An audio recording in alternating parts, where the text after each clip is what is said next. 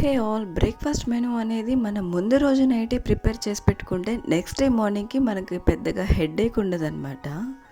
కానీ same బ్యాటర్తో same recipe చేసుకోవాలన్నా కూడా చాలామంది ఇంట్రెస్ట్ చూపించారు. ఈరోజు నా పరిస్థితి కూడా అదే.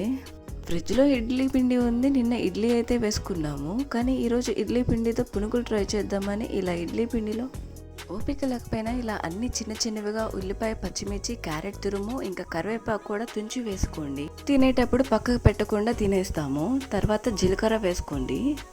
ఇంక ఇలా అన్ని వెజ్జీస్ వేసుకున్న తర్వాత మన గెంటికి పని చెప్పకుండా మన చేతికైతే పని చెప్పండి. ఇక్కడ ఆల్రెడీ ఇడ్లీ బ్యాటర్ అనేది చాలా లూజ్ కన్సిస్టెన్సీలో ఉంది కాబట్టి దానికి తోడుగా బియ్యం పిండిని అయితే వేస్తున్నాను. లేదు, అలా ఎంత బియ్యం పిండి వేసినా బ్యాటర్ అనేది థిక్గా రాకుండా లూజ్గానే అనిపిస్తే కొంచెం మైదా పిండి అయితే యాడ్ చేసుకోండి. ఖచ్చితంగా బ్యాటర్ అనేది రెడీ అవుతుంది. ఇంక ఇలా అన్నీ వేసిన తర్వాత బాగా కలుపుకోండి. రెడీ టు మేక్ అన్నంత వరకు చూసుకోండి. పిండి మొత్తాన్ని అలానే డైరెక్ట్ వేయకుండా ఇలా చిన్న చిన్నగా వేసుకుంటే అది కూడా హ్యాపీగా ఫీల్ అవుతుందని ఇలా అయితే వేసుకున్నాను.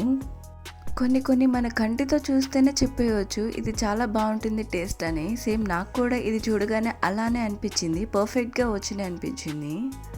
నా పర్ఫెక్షన్ని టెస్ట్ చేయడానికి ఇలా ఒక ఇన్విజిలేటర్ అయితే వచ్చి టెస్ట్ చేశారు. తనతో పాటు మిమ్మల్ని కూడా ఇన్విజిలేట్ చేయమంటున్నారు. తినేసి టేస్ట్ అయితే చాలా బాగుందని చెప్పేశారు. ఇలా మనం చేసిన ప్రయోగాలు అనేవి పక్కన వాళ్ళు టేస్ట్ చేసి బాగుందని చెప్తే ఇంకా కొత్తగా ట్రై చేయాలనిపిస్తుంది కదా. Can't wait over to eat. కాబట్టి నువ్వు నీ పని చేస్తే ఉండు, నేనైతే నీకు తినిపిస్తానని చెప్పేసి పెడుతున్నారు.